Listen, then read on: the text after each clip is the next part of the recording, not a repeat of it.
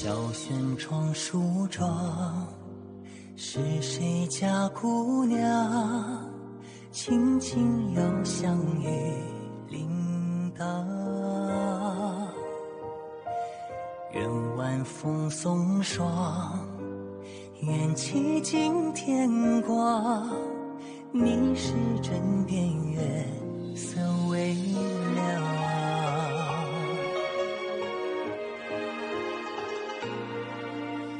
少年褪戎装，人把浮名藏，欢乐前桌的吟唱。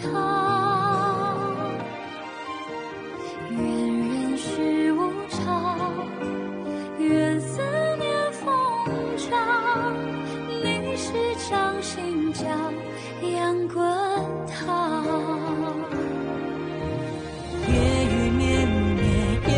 成面相遇相见，相拥如眠，相随随年年。苦纵无眠，心事怎言？相遇相见，此情绵绵，心幸福绵绵。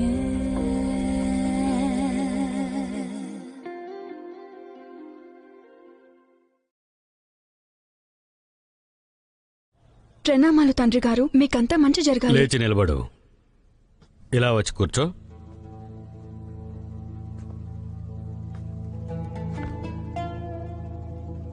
నేను నష్టపోయాను.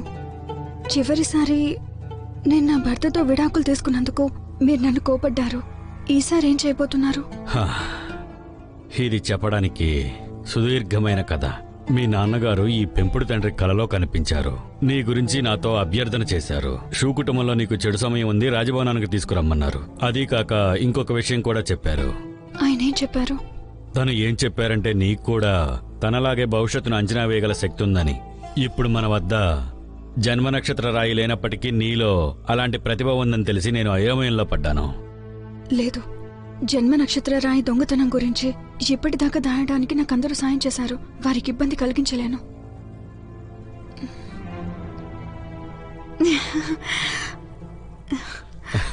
నాన్నగారు, మీరు తమాషా చేస్తున్నారు కదా. నేను భవిష్యత్తును అంచనా వేయగల ప్రతిభను కలిగి ఉంటే నేను ఒక హంతకుడితో గాయపడి నా జీవితాన్ని ఎలా కోల్పోతాను? నువ్వు చెప్పింది నిజమే, కానీ నువ్వు నా నుండి ఏదో దాస్తున్నట్టు అనిపిస్తుంది. నువ్వు ఈ రాజభవనంలో ప్రశాంతంగా ఉండొచ్చు, ఎక్కడికి వెళ్లాల్సిన అవసరం లేదు. నీకోసం నేనెంతో చక్కనైన మధుర పానీయాన్ని మన ఆస్థాన వంటవాళ్లతో చెప్పి ప్రత్యేకంగా తయారు చేయించాను. దీన్ని తాగి ఎలా ఉందో రుచి చూసి చెప్పు.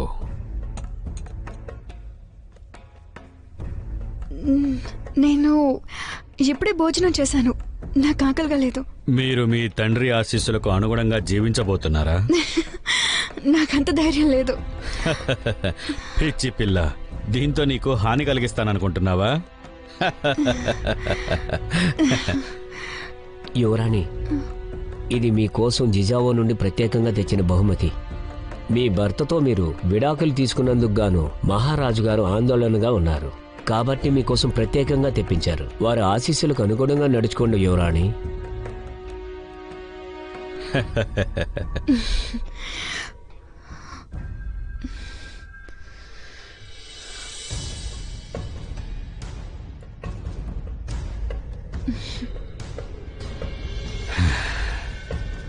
మీకు ధన్యవాదాలు. తాగు తాగు.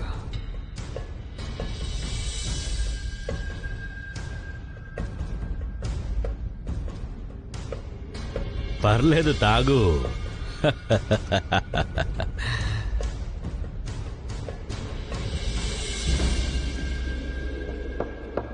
అరే యువరాణి, మీరు వచ్చేసారా? మహారాజు గారు మిమ్మల్ని ఇబ్బంది పెట్టలేదు కదా? లేదు, అది ఆయన నన్ను ఏం ఇబ్బంది పెట్టలేదు. నిజానికి రాజభవనంలో ఉండటానికి అనుమతి కూడా ఇచ్చారు. మహారాజు గారు నిజంగా దయగల వ్యక్తి. అతను హృదయపూర్వకంగా ఉన్నాడన్న విషయం చెప్పడానికి నాకు ఇంకా ఎందుకో నమ్మకం కలగడం లేదు. షుయో చెప్పింది నిజం కాకూడదు అనుకుంటున్నా. ఏ విషయం గురించి? మీరు అసలు దేని గురించి మాట్లాడుతున్నారు? అదేంటంటే మీరు చాలా సంవత్సరాలుగా రాజభవనంలో పనిచేస్తున్నారు కదా, జుము అనే పేరు విన్నారా? అవును, నేను విన్నాను. మాజీ మహారాజుల స్మారక స్తూపాలను కాపాడడానికి సేనాధిపతి అగ్ని ప్రమాదంలో మరణించాడు. ఈ విషయం అందరికీ తెలుసు. అగ్ని ప్రమాదంలోనే చనిపోయారా? ఆ విషయం గురించి నేనంత ఖచ్చితంగా చెప్పలేను. సేనాధిపతి చాలా అందంగా ఉంటాడు. అతను కాపలా కాసే కొన్ని చోట్ల కొంతమంది ఆడవాళ్లు అతను ఉపయోగించుకునేవాళ్లు. అయినా మీకు ఈ విషయాల గురించి ఎక్కువగా తెలుసుకోవడం అంత మంచిది కాదు. నేను ఆయన గురించి తెలుసుకోవాలనుకుంటున్నాను. అంటే మీరు ఇంకా సేనాధిపతి షూయుతో విడాకులు తీసుకోలేదా? సరే సరే సరే, ఇప్పుడు అవన్నీ ఎందుకో తెలీదు. నేను వచ్చినప్పటి నుంచి చాలా నిద్రమత్తుగా అనిపిస్తోంది. యువరాణి, నేను మీకోసం మంచి తేయాకు టిటిన్ తయారు చేశాను. మీ నిద్ర మత్తు ఎగిరిపోతుంది. షుగర్ ఇక్కడ లేరు కాబట్టి మనం మళ్ళీ అన్నింటికి సిద్ధంగా ఉండాలి. నువ్వు దాని గురించి ఏం చింతించుకో. నేను చాలా సంవత్సరాలుగా ఒంటరిగా నివసించాను. నన్ను నిద్రపోకుండా ఆపడానికి చాలా మార్గాలున్నాయి.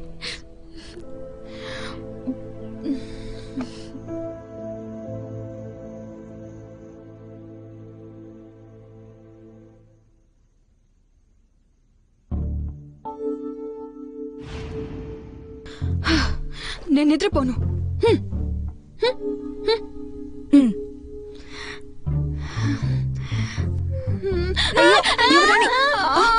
యువరాణి, ఈ పద్ధతి కూడా పనిచేయడం లేదు. ఇప్పుడు అసలు ఏం చేయాలి మనం? ఉల్లిపాయ సరిగ్గా చెప్పారు.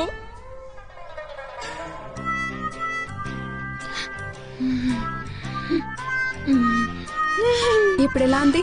నిద్ర రావట్లేదు కదా?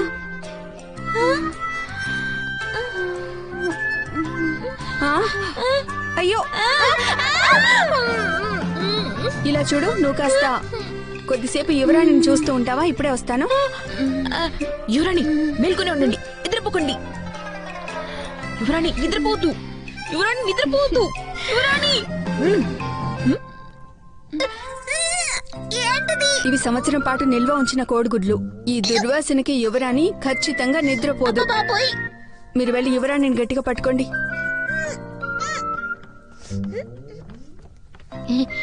యువరాణి, యువరాణి, మూతీసేనా?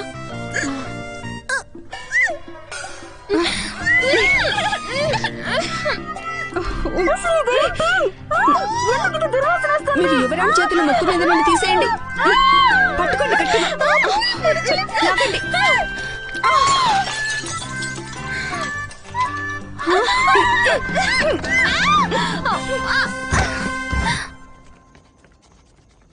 అదంతా శుభ్రం చేయండి. అస్సలు వాసన రాకూడదు. త్వరగా త్వరగా చేయండి. దీంతో ప్రయత్నిద్దాం.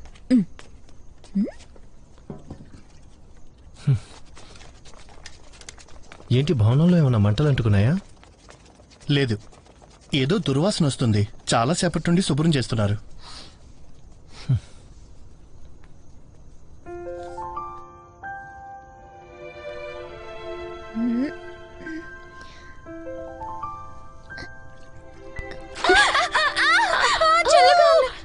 కాసేపు ఆగండి, మీరు గదిలోకి తిరిగి వెళ్ళిపోవచ్చు. చెయ్యి ఇవ్వండి యువరాణి. ఇమ్మన్నానా?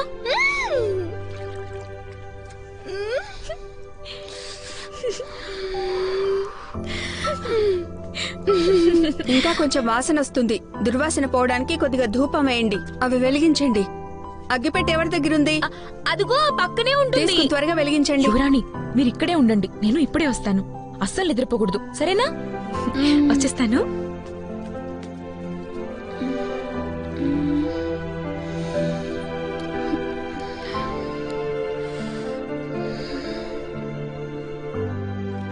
ఇది పట్టుకో.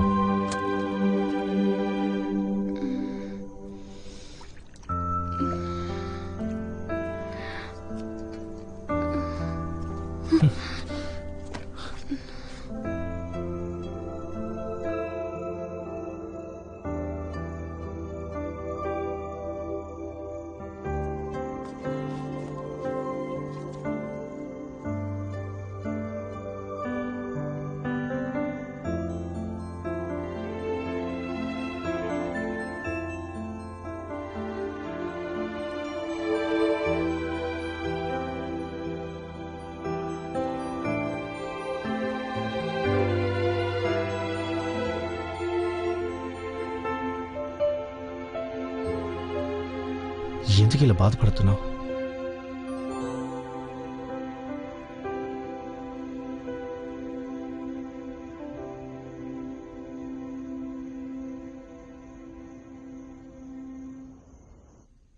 సేనాధిపతి, మీరెప్పుడొచ్చారు?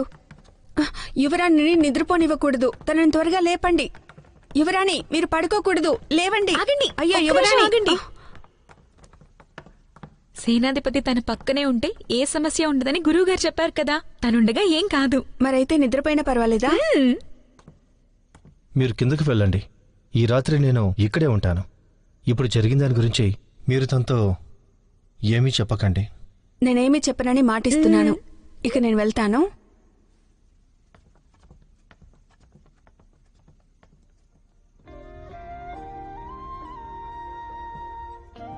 చూడు ఎలా నిద్రపోతుందో. ఎంత వయసు వచ్చినా చిన్నపిల్లలా నిద్రపోతుంది.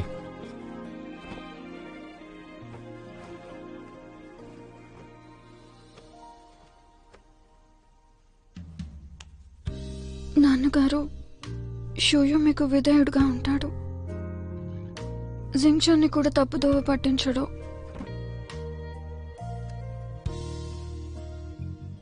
యువరాణి, నువ్వు చాలా ఎదిగిపోయావు. అలాగే జింగ్చింగ్ కూడా. నీ అహంకారాన్ని పగటిపూట చూపించు. నువ్వు ఇంకా లోకజ్ఞానం తెలియని అమ్మాయివి.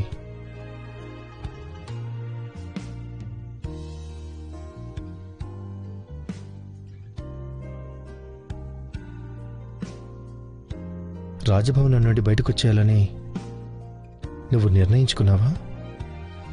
అలాంటప్పుడు బయట ఎలా బ్రతకాలో నేర్చుకోవాలి.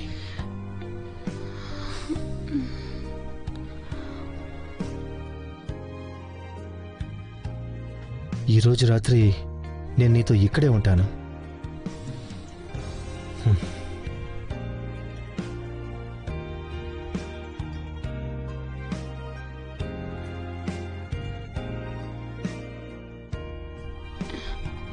షోయో, నువ్వు నన్ను వదిలి వెళ్ళొద్దు. మన ఇద్దరం విడాకులు తీసుకున్నాం. ఎవరైనా చూస్తే మనకు మర్యాదగా ఉండదు.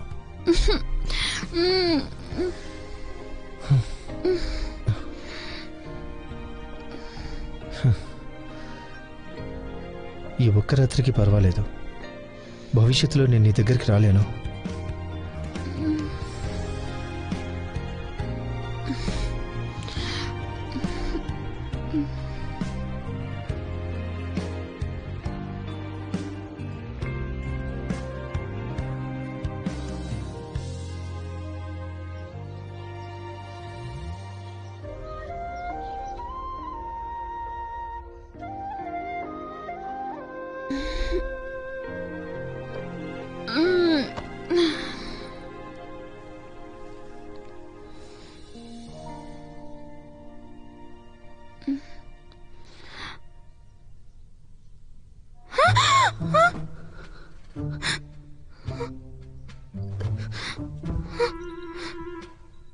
యువరాణి, యువరాణి, మీరు లేచారా?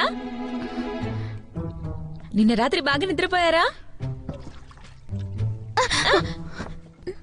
ఒకటి చెప్పు, నేను రాత్రి ఎలా నిద్రపోయాను? అది నిషేధ సమయం కదా. నేను ఆ విషయం ఎలా మర్చిపోయాను? యువరాణి, మీరేం కంగారు జరిగిన దాని పడ గురించి మీరు తనతో చెప్పు. ఏమీ చెప్పకండి.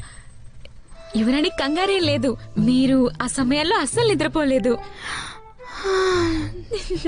బతికిపోయాను. లేదు, అవును, నిన్న రాత్రి నేను ఎలా బాగా నిద్రపోగలిగాను? బహుశా మీరు ప్రయాణం చేసి బాగా అలసిపోయి ఉంటారు, అందుకే నిద్రపోయి ఉంటారు. తిరగండి, మర్దన చేస్తాను. లేదు, నేను నిన్న రాత్రి చాలా మత్తుగా నిద్రపోయాను. ఒక చెప్పు, నేను నిన్న రాత్రి ఏదైనా తినడం కానీ తాగటం కానీ చేశానా? నాకు గుర్తు రావడం లేదు. గుర్తు తెచ్చుకోవడంలో సాయం చేయవా? తినడము తాగటమునా?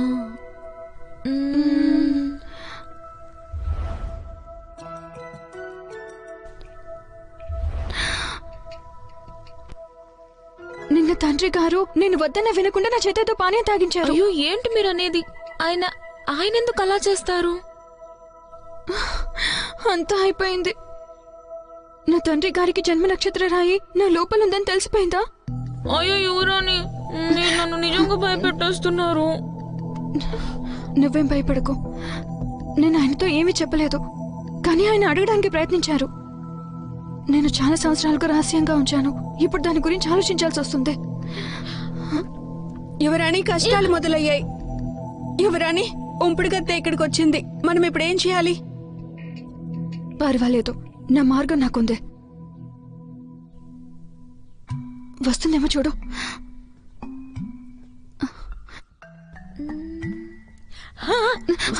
వస్తుంది యువరాణి. మనిషి మనసు ఒక ముఖం లాంటిది, కాబట్టి దాన్ని అందంగా తీర్చిదిద్దాలి. యువరాణి చూడండి.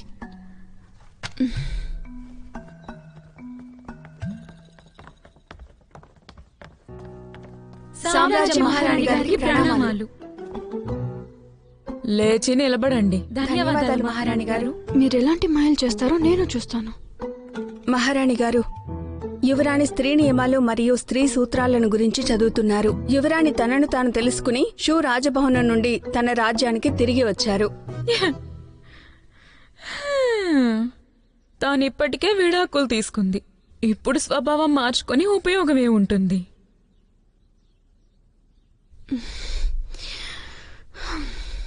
మహారాణి గారు చెప్పింది నిజమే.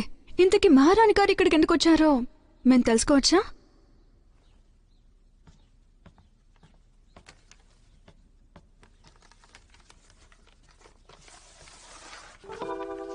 అతను పూర్వ సేనాధిపతి. ఇతనికి 73 సంవత్సరాలు. అతను 30 మంది ఉంపుడుగత్తెలను ఉంచుకున్నాడు. కనీసం నువ్వు సేనాధిపతి భార్య అవ్వగలిగావు. ఇప్పుడు నువ్వు మళ్ళీ పెళ్లి చేసుకుంటే నిన్ను నువ్వు దిగజార్చుకున్నట్టు కాదు. మహారాణి గారు ధన్యవాదాలు. నా తండ్రి మహారాజు గారికి తెలుసా? మహారాజు గారికి ఇలాంటి చిన్న విషయాలు ఎలా చెప్తాను? ఇక అలాగే నువ్వేమన్నా చిన్న పిల్లవనుకుంటున్నావా ఏంటి? మేము నిన్ను రాజభవనంలో ఉంచినట్లయితే ఇబ్బందికరంగా ఉండడమే కాకుండా అది మర్యాద అనిపించుకోదు. మహారాణి గారు, మీరు చెప్పింది నిజమే. నేనెక్కడున్నా సరే నా సామ్రాజ్యాన్ని అలాగే నా తండ్రి గారిని ఇబ్బందులు పెట్టాలనుకోను. మీరు నా కోసం భర్తని వెతుకుతున్నారంటే నేను ఇప్పటికీ మీకు కృతజ్ఞతలు తెలియజేయాలనుకుంటున్నాను. అయితే నువ్వు అంగీకరించావా? వివాహం గురించి నా తండ్రి అయిన మహారాజు గారు చూసుకుంటారు. దయచేసి మా తండ్రి గారికి మీరు తెలియజేస్తేనే మంచిది. ఒకవేళ మా తండ్రి గారు జన్మ నక్షత్ర రాయి కోసం ఆలోచిస్తే నన్ను మళ్ళీ పెళ్లి చేసుకోవడానికి అనుమతించడు. మహారాజు వల్ల పెద్ద సమస్య ఏమీ లేదు. కాకపోతే ఇక్కడ సమస్యల్లా పూర్వ సేనాధిపతి ఒప్పుకుంటాడా లేదా అనేది. నేను మొదట నీ చిత్రాన్ని అతనికి చూపిస్తాను. ధన్యవాదాలు మహారాణి గారు. నీ వల్లే ఏదో తప్పు జరుగుంటుందని నేను భావిస్తున్నాను. ప్రారంభంలో నేను మార్పే స్పీచ్ ను పెళ్లి చేసుకోవాలని నీకు చెప్పాను, కానీ నువ్వు దానికి విరుద్ధంగా చేశావు. మరిప్పుడేం చేస్తావు?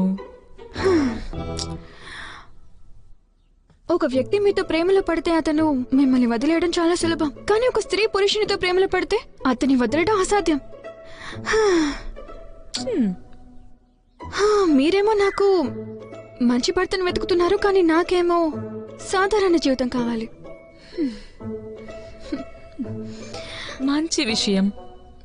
నీకు సరైన గుణపాఠం చెప్పాను అనుకుంటున్నాను. చివరికి నువ్వు తెలుసుకున్నావు. మహారాణి, మీరు మంచి పాఠం చెప్పారు.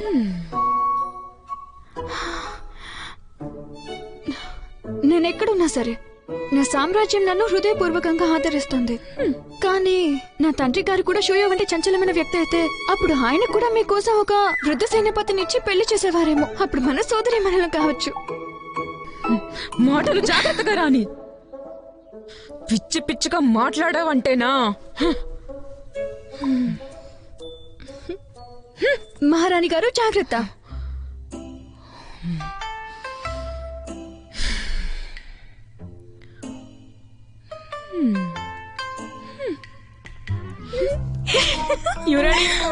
అద్భుతం. 73 సంవత్సరాల సేనాపతి అంట. అయితే నువ్వే చేసుకోవడానికి సిద్ధంగా ఉంది. నాన్నగారు, ఏంటి అంత సంతోషంగా ఉన్నారు? నేనిప్పుడు నీకు పెళ్లి కొడుకుని వెతికే పనిలో పడ్డాను. నాకు తెలిసి ఇది సరైన సంబంధం అనుకుంటున్నా. ఎవరితో ఆ సంబంధం? నీకెందుకు ఆసక్తి? నీకు తగిన వాడిని వెతకనని నువ్వేమన్నా భయపడుతున్నావా ఏంటి? నాకేం అవసరం లేదు. ఇలా చూడు, నువ్వు జాగ్రత్తగా ఉండాల్సిన సమయం వచ్చింది. నువ్వింకా చిన్నపిల్లవి, అమాయకురాలివి కాదు.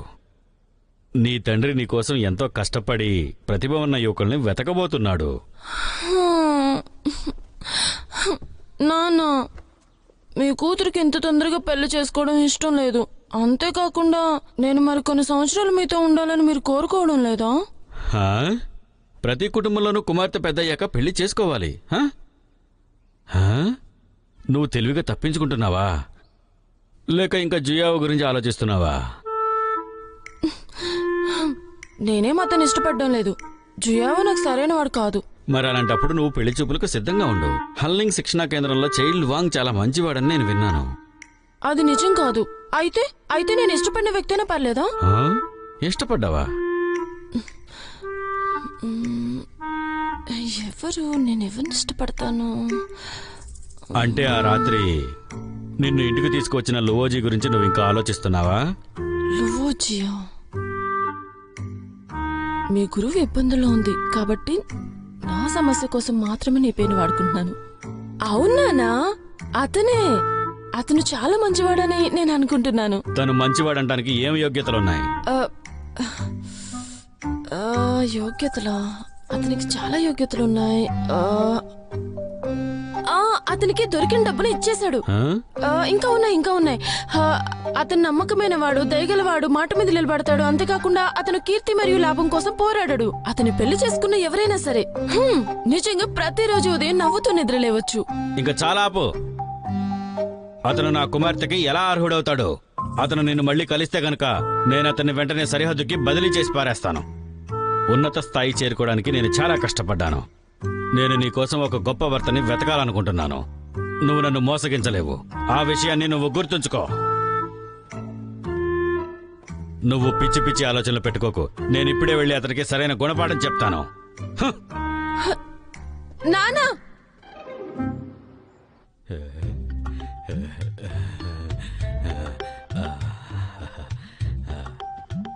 చూసావా? ఉంపుడు గత్తెను తీసుకొచ్చిన వ్యక్తి తన ఉద్దేశాలు ఎంత దుర్మార్గమైనవి.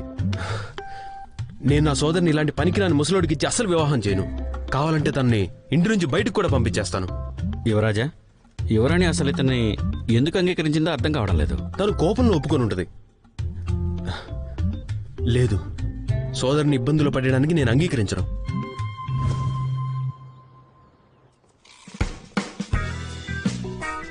యువరాణి, చూడండి.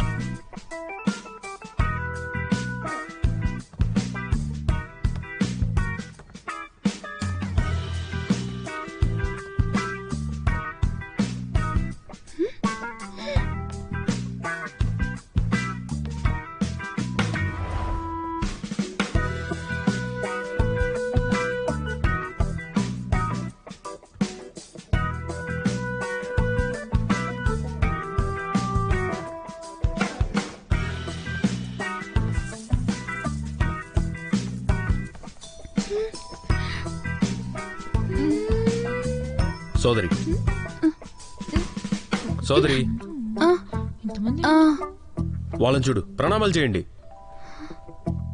యువరాణి గారికి ప్రణామాలు.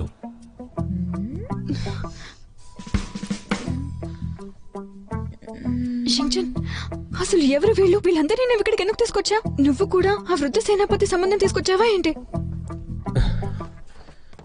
నువ్వింకా ఆ వృద్ధ సేనాపతి గురించి ఎందుకు ఆలోచిస్తున్నావు? చూడు, వీళ్ళంతా నేను ఎంతో జాగ్రత్తగా ఎంపిక చేసిన రాకుమారులు. ఆ వృద్ధుడి కంటే అందరూ మెరుగైన వాళ్లే. ప్రధాన కారణం ఏంటంటే ఆ ఉంపుడు గత్తెస్సు తండ్రి గారి దగ్గరికి వెళ్ళటమే. అందుకే నేను కొంచెం. ఈ రోజు మీరు ఎవరో ఒకరిని ఎంచుకోవాలి. దీని గురించి నేను తండ్రి గారితో మాట్లాడతాను. నిజంగానా? అయితే నా కోసం నువ్వే ఎంపిక చేయి. ఇప్పుడు మీరందరూ బయటికి వెళ్ళండి. ఒక్కొక్కరిని పిలిస్తే అప్పుడు రండి. యువరానికి మళ్లీ పెళ్లి చేయాలని పెళ్లి కొడుకును వెతుకుతున్నారన్న విషయం మీకు తెలుసా? ఆమెకు అసలు పనిలేనట్టుంది. ఏంటి, ఇది నిజమేనా? నేను నీకెందుకు అబద్ధం చెప్తాను? తను విడాకులు తీసుకుంది, అందుకే తనకి మళ్లీ పెళ్లి చేయబోతున్నాను. మీ మొహాలు మండ. మీరిలా పిచ్చి మాటలు మాట్లాడారంటే నేనేం చేస్తానో నాకే తెలీదు. నేను వారికి క్రమశిక్షణ నేర్పిస్తాను. ఇలా చూడు, నువ్విలాంటి పుకార్లని నమ్మకు. అరే ఏడి, ఎక్కడికెళ్ళాడు? అసలు ఏమనుకుంటున్నావు నువ్వు? ఒకసారి ఆగు. ప్రభు, దిక్కులు చూస్తున్నావేంటి? నేను అడిగేది నిన్నే. మీరందరూ వెళ్ళిపోండి. నాకేమైనా సలహా ఇవ్వడానికి వచ్చారా? ఆశ్చర్యంగా ఉంది. సలహా ఏంటి? నా కుమార్తె గురించి అన్ని విషయాలు తెలుసు. నీకు అసలు ఎంత ధైర్యం? నేను అలా చేయడం తప్పే. నేను నిజం చెప్తున్నాను. నాకు ఎటువంటి దురుద్దేశం లేదు. అసలు నీ బాధ్యత ఏంటి? ముందులే జాగ్రత్తగా విను. అర్హత లేని వాటి గురించి నువ్వు ఆశపడకో. నాకు ఆ విషయం తెలుసు. నేను ఇంకే పొరపాటు చేయను. అంటే నీకు జ్ఞానం ఉందన్నమాట. నా కూతురు నిన్ను ఎందుకు ఇష్టపడుతుందో నాకు తెలియదు. మద్యం తాగడం వల్ల తన మనసు పాడైపోయినట్టుంది. ప్రభు, తను ఇష్టపడేది నన్నని మీకు తెలుసా? నేను చెప్పేది నీ గురించే. నేను చాలా స్పష్టంగా విన్నాను. దొరికిన డబ్బుని తిరిగిచ్చావంట, దయగలవాడివి, నమ్మకమైన వాడివంట, మాట మీద నిలబడతాడు, కీర్తి లాభం కోసం పోరాడ్డాన్ని చెప్పింది. అంటే తనకు కూడా నేను ఇష్టమేనన్నమాట. అలాగే నిన్ను పెళ్లి చేసుకుంటే ప్రతిరోజు ఉదయం నవ్వుతూ నిద్రలేస్తుందట. తను నన్ను అంతలా ప్రశంసించిందా? తను నిన్ను ఇష్టపడి నన్ను నీతో మాట్లాడమని చెప్పింది అనుకోకు. జాగ్రత్తగా విను. నేను బతికున్నంతకాలం నువ్వు నాకు అల్లుడివి కాలేవు. అలాంటి పిచ్చి పనులు చేస్తే ఏం చేస్తానో నాకే తెలీదు. నువ్వు మళ్ళీ నా కూతుర్ని కలవాలని చూస్తే నేను నీకు తగిన గుణపాఠం చెప్తాను.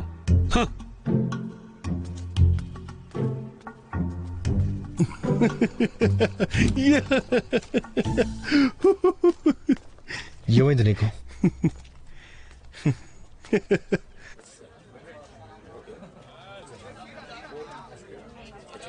సేనాధిపతి, పెళ్లి చూపులకు వచ్చిన వాళ్ళు తప్ప మిగతా వాళ్ళు రాకూడదని యువరాజు గారు చెప్పారు. తప్పుకో. సేనాధిపతి, మీకన్నా తక్కువ వాడిని ఇబ్బంది పెట్టద్దు. ఎవరది? షూయిలా ఉన్నాడే. అతను యువరాణి మాజీ భర్త. వీళ్ళంతా పెళ్లి చూపులకు వచ్చారా? అవును, ఈ రోజు కోసం మాత్రమే. అంటే రేపు వేరే వాళ్ళు వస్తారా? ఎవరో ఒకరు నచ్చేంత వరకు పెళ్లి చూపులు జరుగుతూనే ఉంటాయి కదా. ఈ పెళ్లి చూపులు ఎలా జరుగుతాయో నేను చూస్తాను. ఇతను చూసావా? సామ్రాజ్య ఆస్థాన శిక్షణా కేంద్రం నుంచి బహుమతి పొందినవాడు.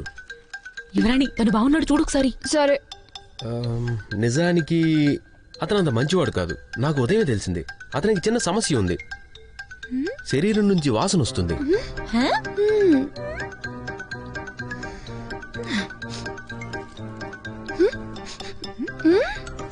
నాకేం వాసన రావడం లేదు. నువ్వు ఇంత దూరం నుంచి వాసన అలా చూడగలవు. సరే, నువ్వు వెళ్ళు. తర్వాత ఇతను వ్యవస్థాపకుడు ప్రభు జిన్ యొక్క 11వ మనవడు. అతనికి విశిష్ట కుటుంబం ఉంది. అలాగే నీకు అర్హుడు కూడా. సరే. కానీ ఈ వ్యక్తి గురించి చెప్పాలంటే అతను ఒక దాయాదుడు, అలాగే అనాథ. పర్వాలేదు. అసలు నువ్వేం మాట్లాడుతున్నావు? మీరు వెళ్ళిపోవచ్చు. తర్వాత ఇదిగో, నువ్వు వెళ్ళి కంటి చూపును మెరుగుపరచడం కోసం ఒక గిన్నెడు తేయాకు నీటిని సిద్ధం చేయి. సరేనా? ఆమె కళ్ళు సరిగ్గా కనబడట్లేదు. వెంటనే సిద్ధం చేయి. అలాగే ధూపం కూడా సిద్ధం చేయి. అర్థమైంది. ఇప్పుడు తర్వాత ఎవరు వెళ్ళేది? ఏం జరుగుతుంది? ఇతను నా చిన్ననాటి స్నేహితుడు. ఇతను కుంఫులో ప్రావీణ్యం ఉంది. సరే. కానీ ఇతనికి అసలు శుభ్రతే లేదు. స్నానమే చేయుడు. తర్వాత అవును, అతను నా సోదరి యొక్క కుమారుడు. ఇతని కాలు వంకరగా ఉంటుంది. అతను చాలా సన్నగా లేడా? అతన్ని చూస్తుంటే ఏదో పోషకాహారం లోపల ఉన్నాడు. తర్వాత ఇతను నా అత్త సోదరుడు. సన్నగా ఉంటే ఏమవుతుంది? యుద్ధం బానే చేస్తాను కదా. యువరాణి ఈసారి తన భర్తను ఎన్నుకోవడంలో చాలా నియమాలు పెడుతున్నట్టుంది. ఈసారి ఎన్ని పిచ్చి వేషాలు వేస్తుందో ఏంటో. ఎందుకంత ఆశ్చర్యం? తను అసంపూర్ణమైన అబ్బాయిల్ని చూస్తేనే కదా సంపూర్ణమైన వాళ్ళు ఎవరో తనకు తెలుస్తుంది.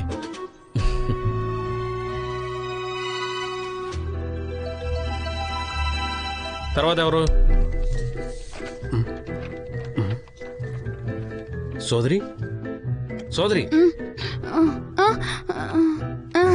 సరే సరే. అందరూ వెళ్ళిపోయారు. నువ్వెందుకు నిద్రపోయావు? ఇంతకీ వీళ్ళల్లో ఎవరైనా నచ్చారా? నాకు నచ్చిన వాళ్ళు నీకు నచ్చలేదు. జింగ్చన్, నీకేమైంది? నేను కూడా నిన్ను అడగాలనుకుంటున్నా. అన్నట్టు నీకు అసలు ఏమైంది? నువ్వు అందరికీ సరే అంటే నేను నమ్మలేకపోతున్నా. నీకు ఒకసారి వివాహం జరిగిందని నిన్ను నువ్వే శిక్షించుకుంటే ఎలా? నువ్వు ఇలా చేస్తుంటే నేను చూస్తూ ఊరుకోలేను.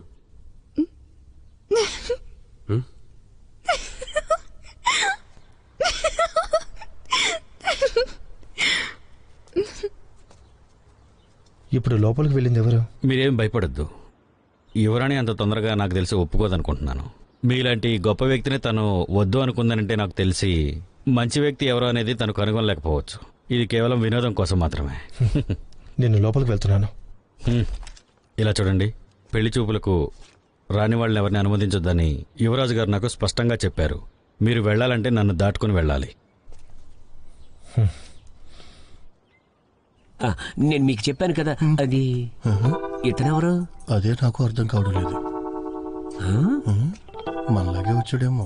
నిన్ను చేసుకోబోయే వారి కుటుంబం ప్రతిభ మరియు అభిరుచితో సంబంధం లేకుండా నీకు సమానంగా సరిపోయే ఒకరిని నేను కనుక్కోవాలనుకుంటున్నా. ఇంకా ముఖ్యమైన విషయం ఏంటంటే ఆ షూయు కంటే అతను భిన్నంగా ఉంటాడు.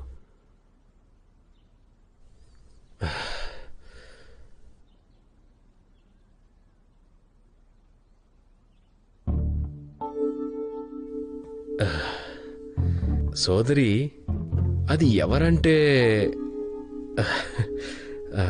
లేదు లేదు, అది అసంభవం, అసాధ్యం కూడా. అసలు నువ్వెవరి గురించి ఇవన్నీ చెప్తున్నావు? సోదరి, నీకు వాళ్ళలో ఎవరు ఇష్టం లేదంటే అది నీకు నేనంటే ఇష్టం కావచ్చు. చూడు, మనకు ఒకే కుటుంబ నేపథ్యం ఉంది. అలాగే నువ్వు నేను చిన్నప్పటి నుంచి కలిసి పెరిగాం. అలాగే ఒకరికొకరం బాగా తెలుసు. అలాగే మన మధ్య రక్త సంబంధం కూడా లేదు. కనుక మనం కొంచెం ధైర్యం చేస్తే బాగుంటుంది. నువ్వేం మాట్లాడుతున్నావు నీకు అర్థం అవుతుందా? నిన్ను కొట్టానంటే. అయితే నువ్వు నన్ను అర్థం చేసుకోలేదు. అస్సలు కుదరదు. మీరు అసలు ఎందుకు అనుకుంటున్నారో ఏంటో. వాస్తవానికి నేను పెళ్లి చూపులకు ఒప్పుకున్నది తండ్రి గారిని పరీక్షించడానికి. ఓహో, చాలా బాగుంది. ఎందుకు పరీక్షించాలనుకున్నానో అడగలేదే. ఎందుకు పరీక్షించాలనుకుంటున్నావు? అయ్యో, అతను చూడు ఎలా వెనుకతున్నాడు. అరే, నేనేం చెప్పాలనుకున్నానంటే,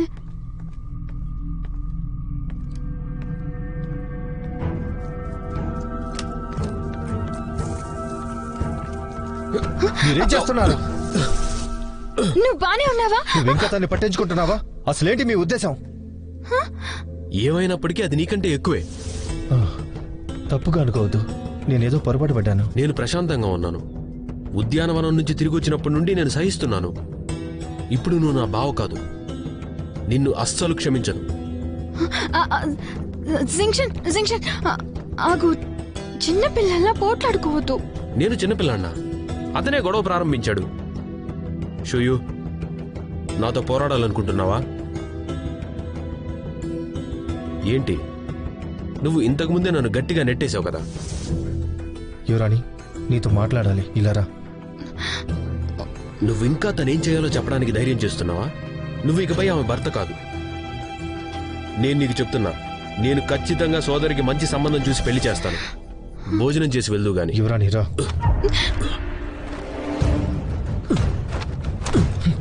గొడవ పడ్డం ఆపండి.